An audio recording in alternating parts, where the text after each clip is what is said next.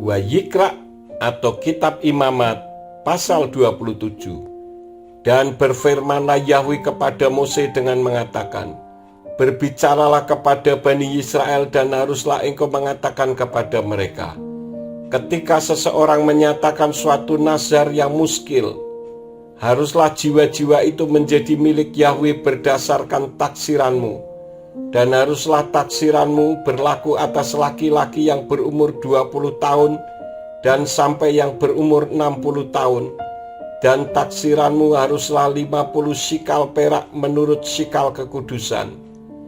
Tetapi jika dia itu perempuan, maka taksiranmu haruslah 30 sikal.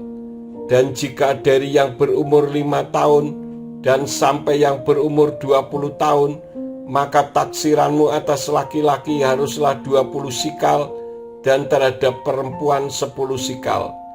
Dan jika dari yang berumur 1 bulan dan sampai yang berumur 5 tahun, maka taksiranmu atas laki-laki harus 5 sikal perak, dan taksiranmu atas perempuan 3 sikal perak. Dan jika itu dari yang berumur 60 tahun dan di atasnya, jika dia laki-laki, maka taksiranmu harus 15 sikal dan atas perempuan 10 sikal.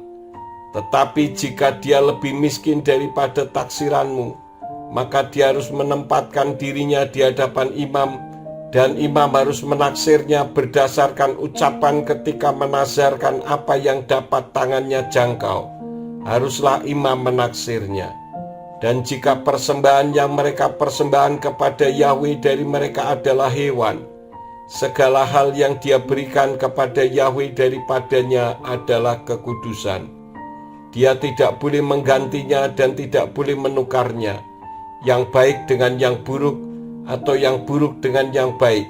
Tetapi jika dia benar-benar harus menukar hewan dengan hewan, maka haruslah terjadi bahwa penukarnya harus kekudusan. Dan jika ada beberapa hewan yang najis, yang daripadanya tidak boleh mereka persembahkan sebagai korban kepada Yahwe, maka dia harus menempatkan hewan itu ke hadapan imam. Dan imam harus menaksirnya antara yang baik dan yang buruk, seturut taksiranmu. Demikianlah seharusnya imam itu. Namun jika dia benar-benar mau menebusnya, maka dia harus menambahkan 1/5-nya di atas taksiranmu. Dan ketika seseorang menguduskan rumahnya, suatu kekudusan bagi Yahwe, maka imam harus menaksirnya antara yang baik dan yang buruk, seperti yang imam itu menaksirnya. Demikianlah seharusnya berlaku. Dan jika yang menguduskan itu hendak menebus rumahnya, maka dia harus menambahkan 1/5 dari uang taksiranmu atasnya, lalu itu menjadi miliknya.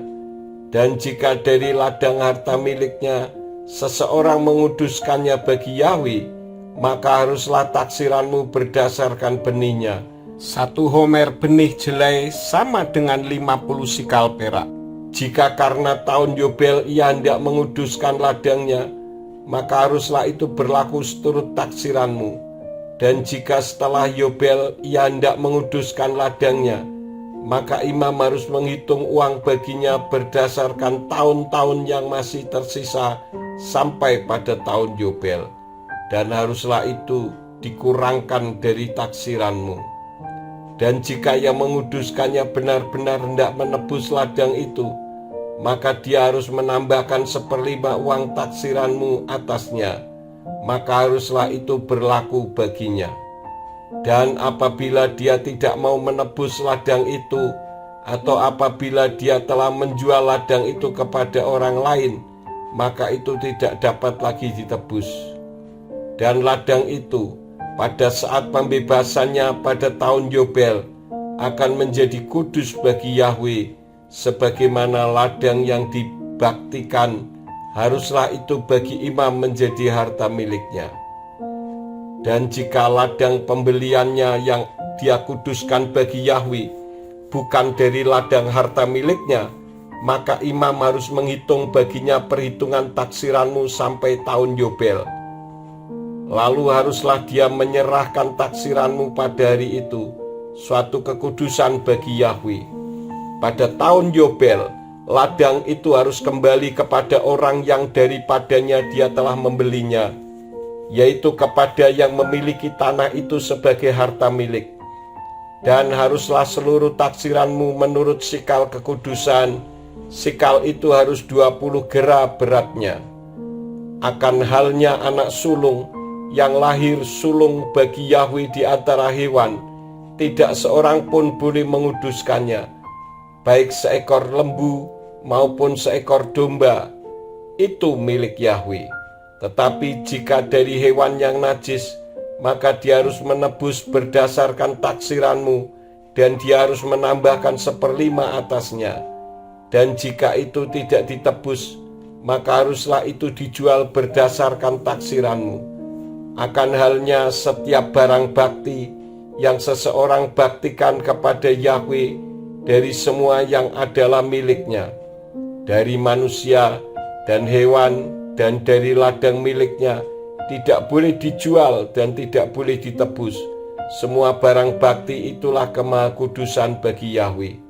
Setiap barang bakti yang dibaktikan dari antara manusia tidak dapat ditebus, haruslah dia dihukum mati.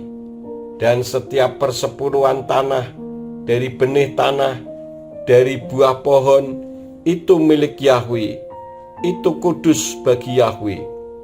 Dan apabila seseorang sungguh-sungguh ingin menebus dari persepuluhannya, haruslah dia menambahkan 1/5-nya atasnya. Dan setiap persepuluhan dari kawanan lembu dan kawanan domba, semua yang lewat di bawah tongkat gembala, persepuluhannya adalah kudus bagi Yahweh. Dia tidak boleh memilih di antara yang baik dan yang buruk, dan dia tidak boleh menukarnya. Dan apabila dia benar-benar menukarnya, maka yang ditukar dan juga penukarnya akan menjadi kudus. Itu tidak dapat ditebus. Inilah perintah yang telah Yahweh perintahkan kepada Mose untuk Bani Israel di Gunung Sinai.